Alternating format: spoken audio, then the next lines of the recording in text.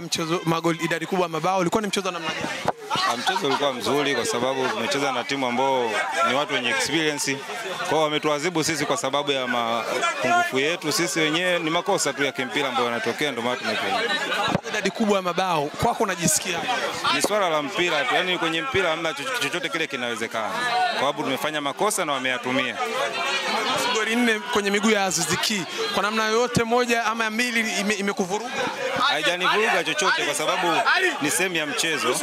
Na yeye kapata nafasi kazitumia. Right, kama angepata nafasi nikacheza ingeonekana mimi na uwezo kuliko labda nimemzidi, lakini ndio hivyo kapata nafasi kazitumia, ndio maana kanifunga zile goli. Mimi leo umekutana na kipimo bora kwenye kari yako. Ni sahihi. Wazungumzia washambuliaji wa Yanga na washambuliaji wa namna gani? Na washambuliaji wa Yanga Afrika na washambuliaji wa namna gani?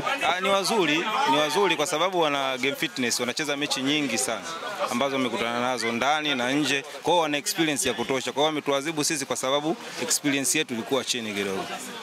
Neno lako kwa wana Stand United? Waendelee kutuvumilia tu kwa sababu bado tunarudi kujipanga kwa ajili ya mashindano ya championship. Tutajifanya vizuri kwa ajili ya kupanda ligi. Shukrani. Asante.